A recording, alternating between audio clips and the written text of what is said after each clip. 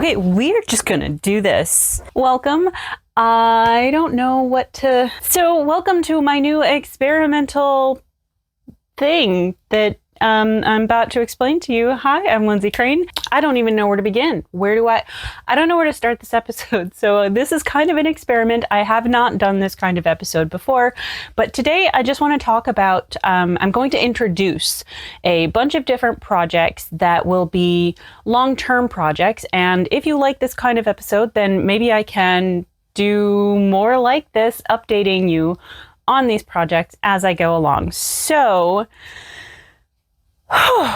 okay, so part of this is because I've been having so many setbacks in my ability to film, just for many different reasons, but among them is just the fact that I don't live in a very quiet house all the time, and where I typically prefer to film, I don't have a door that I can close, or the cats might just be eating.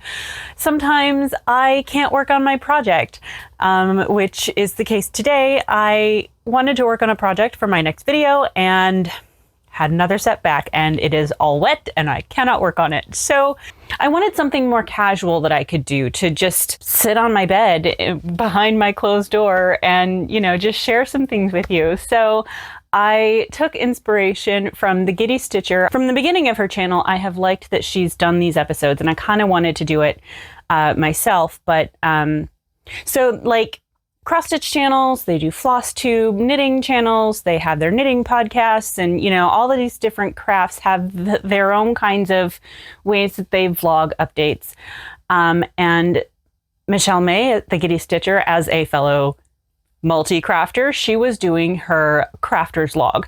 And, you know, I kind of wanted to do that, but then because of the nature of this channel being project-based, there really wasn't any thing for me to update you on, because I wanted to save it all for my episodes. And I do want to keep the majority of my episodes project-based. Like, that was one of the primary inspirations behind me setting up this YouTube channel, was a lot of cost tube channels, like, you know, Abby Cox and Bernadette Banner and Nicole Rudolph. And then, of course, my favorites like Engineering Knits and Retro Claude, especially, how they all like have their project-based things. And that was one of my primary inspirations behind creating this channel, was to do project-based episodes. So that part's not going to change. But since I started doing that, I became even more of a monogamous crafter. And then classic YouTuber problems.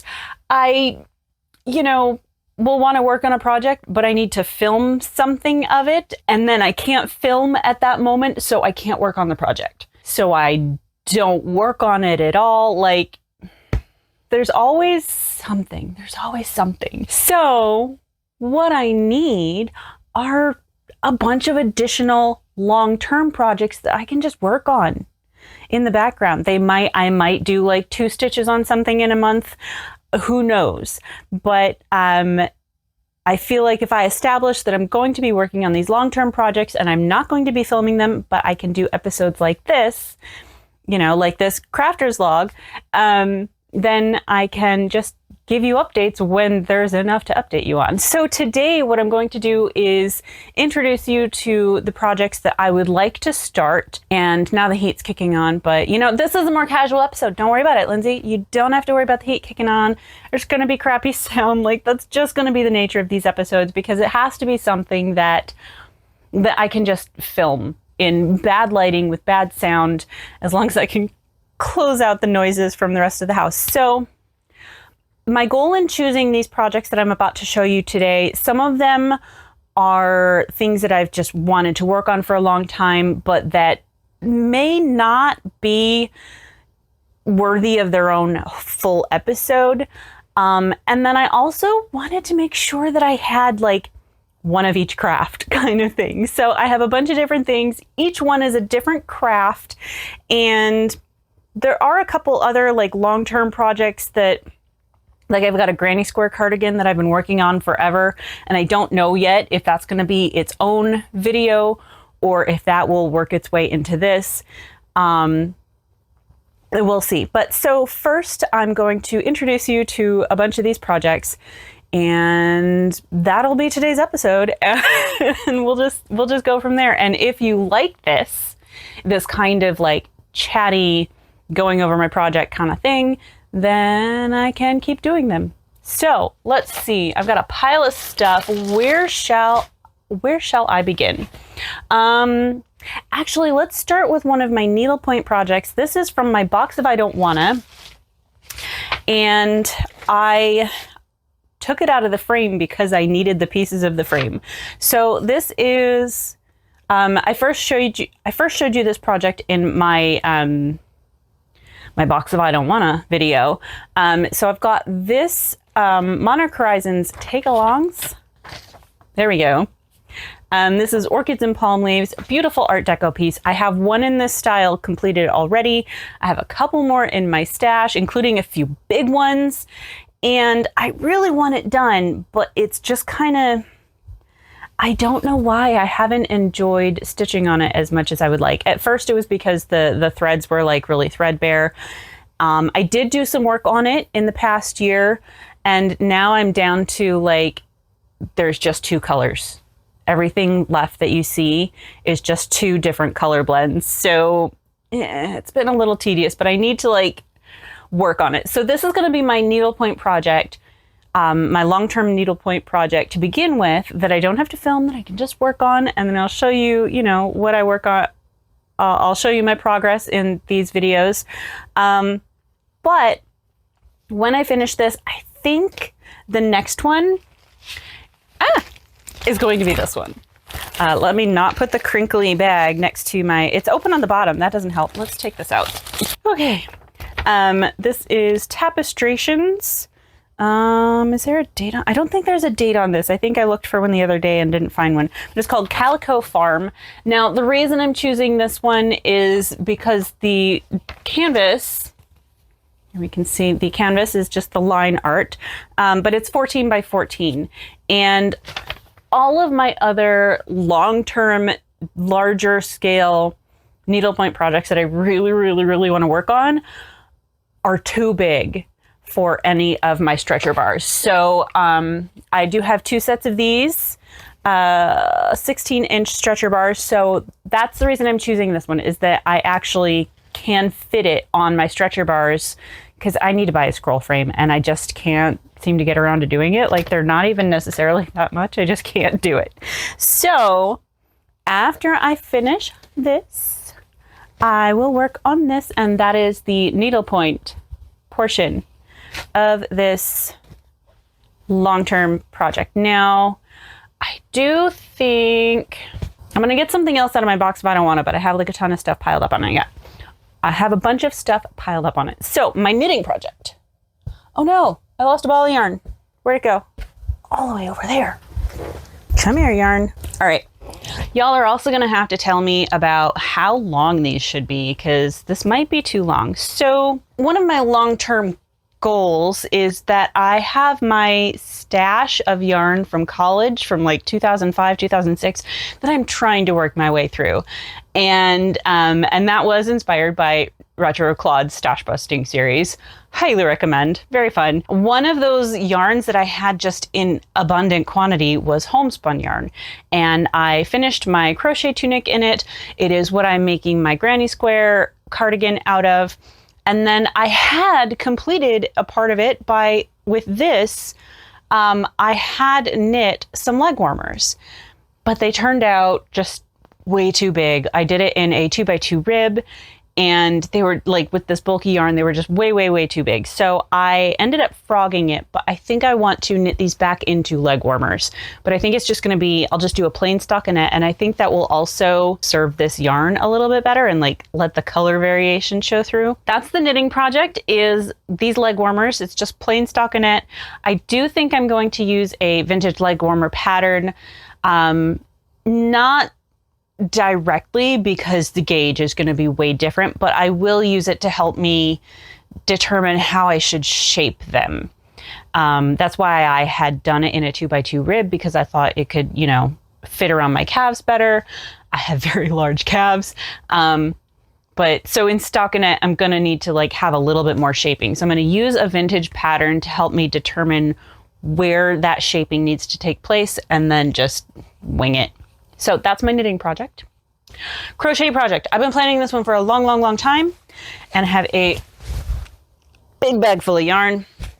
So when I was knitting my Barbie sweater, I decided I really loved Kobu yarn and I proceeded to buy a bunch of it.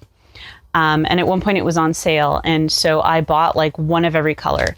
And as I was looking at these beautiful, like there's not a lot of color variation in the Kobu yarn, but I was looking at all these just beautiful pinks and mauves and tans and browns. And I think I can't get them all out, but I have like several different colors. And then I have two of these, Araucania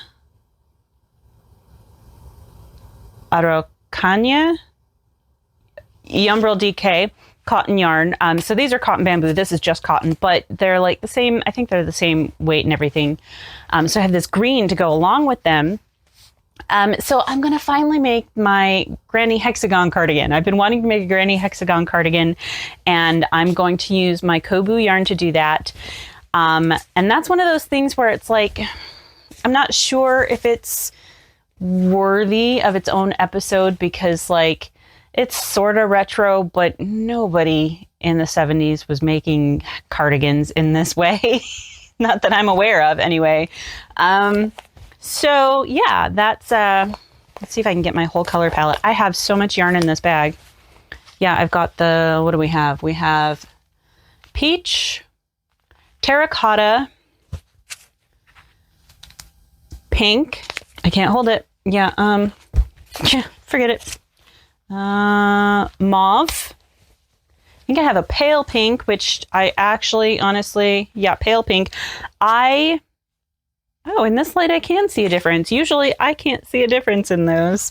And then I have the beige, taupe, and I find I do have tan, but I have the tan kind of reserved for yet another sweater that I don't have the skill level to do, but have all the yarn for, which is also in Kobu. So I'm not sure if I'm going to use some of that tan in this as well. I think it's just we're going to see how much of this yarn I need in order to make the granny hex cardigan. So yeah, that is my long-term crochet project, a Kobu yarn granny hex cardigan in these like peachy brown and green colors. Yeah, I can't hold all this yarn. So now that I've introduced you to that, I can actually start it like whenever I want, right? Right? That's how I want this to work. Because there's a lot of projects that I want to start and I don't, because I'm like, oh, I need to film like an introduction to that and I should have like the raw materials to do it. And so then I just never do it. Well, now I have done it. Next.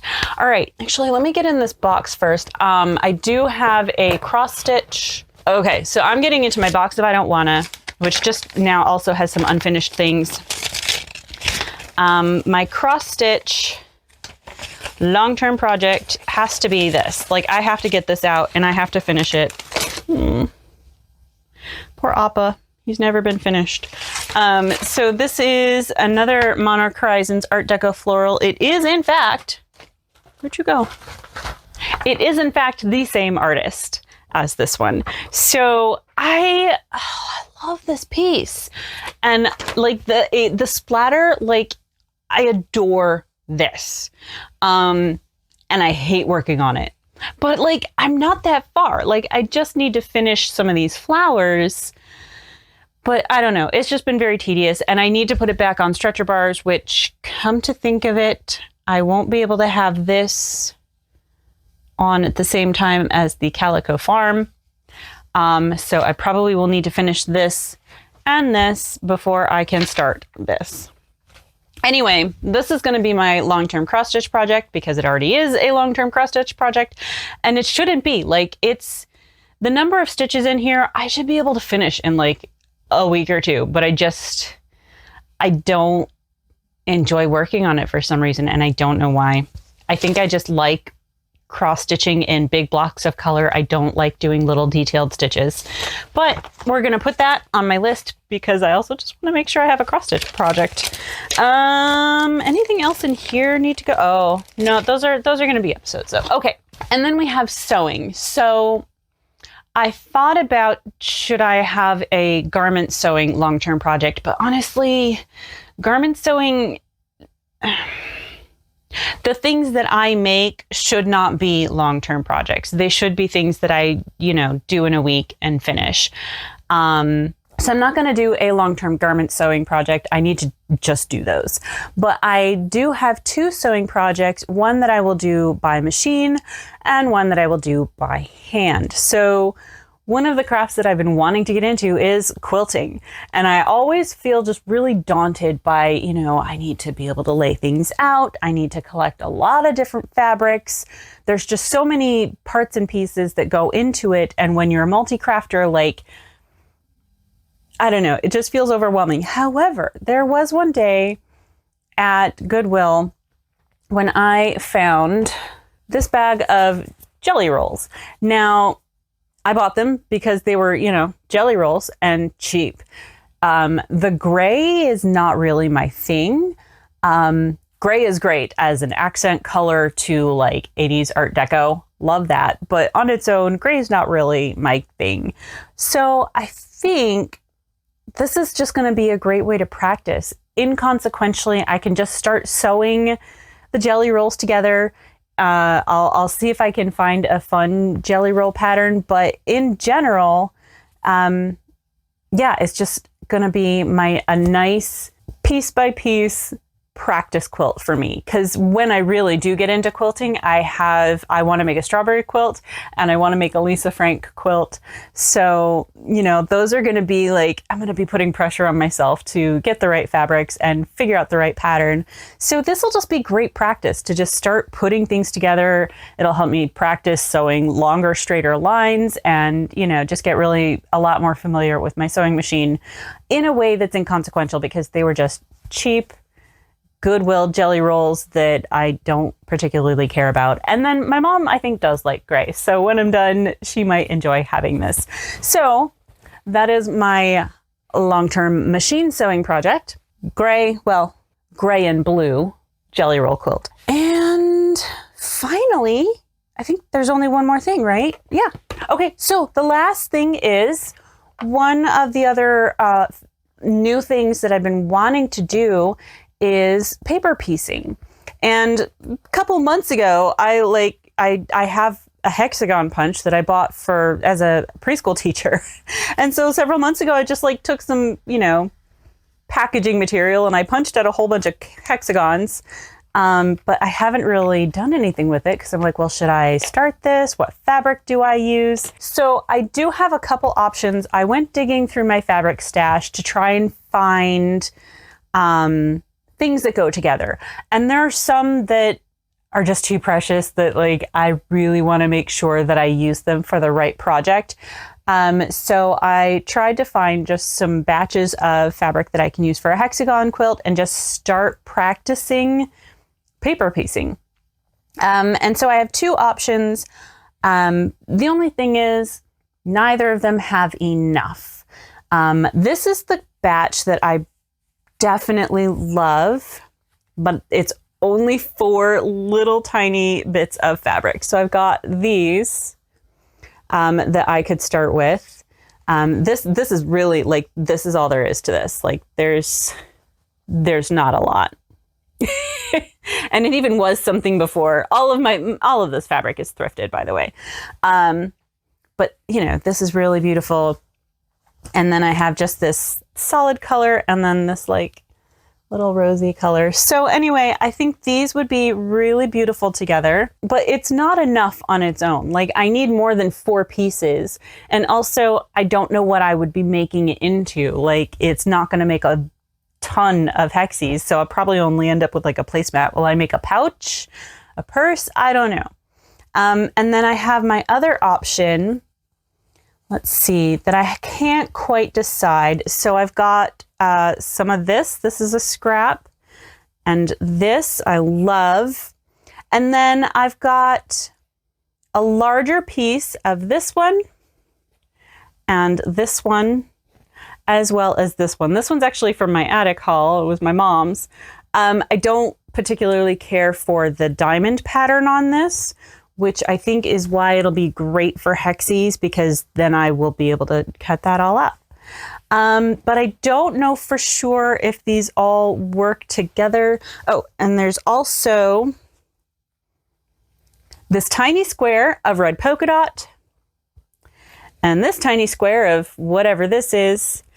And then I have this wrinkled strip of really beautiful fabric that I have had in my possession since the 80s or 90s. And it has been in this wrinkled state that entire time. In fact, I do remember in like, I don't know, in college maybe, I was making cards and I cut off a little strip of this and used it like wrinkled as part of the card decoration. But I think, you know, making hexies with that would be pretty great. So I really definitely love these three fabrics together. I think this one works. And these also, but there's very little of those. And then these are kind of more in question. So again, I don't know. It's kind of, I got to figure it out. I still need to figure out how I want to baste. Do I want to like stitch based or glue based? And in the latter, I need to find my glue. Because I still have not found my glue since I moved. I've got some decision making to do, and probably when I actually get started on those, I will like post pictures and do like photo polls, either in the community tab or on Instagram, which I'm trying to use more, but I'm really failing at.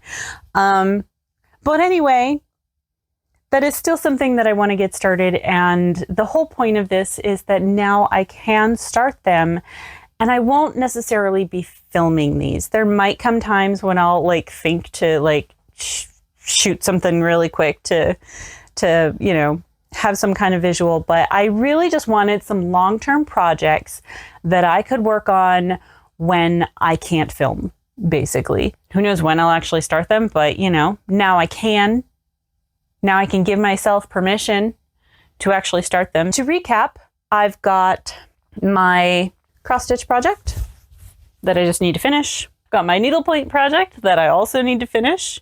I've got a backup needlepoint project. And then I've got leg warmers for my knitting project, a granny hexagon cardigan for my crochet project, a jelly roll quilt for my machine sewing project, and English paper piecing for my hand sewing project. So that's that. And I think that's going to be it, because the whole point of this is to keep it casual. So I need to just be done and not try and get everything perfect. And oh my goodness, everything is falling on me. This bed sinks and everything's just like rolling in. Now, I don't know for sure. I'm not a very fast crafter, so I don't know for sure how often I will have anything worth showing in an update. It might be once a month, but it might not even be that often. But anyway, do let me know if you like this kind of just chatty show and tell. I'm not very good at it. I don't always know what goes into these because I don't watch a lot of them. I watch some, but not very many. So there's probably, you know, more stuff that you want to know that you want out of this kind of video that is not occurring to me. And thank you again to the Giddy Stitcher for the inspiration. It has been a long time since I've wanted to do this, but and wanted to acknowledge her. But it's kind of been hard to like find where it fits. And yeah, that's it. Have a great day. I'll see you next time. Bye. Okay. Okay, that's that. Get up, Lindsay. Oh, I can't sit like this for this long. Oh, my hips don't like that.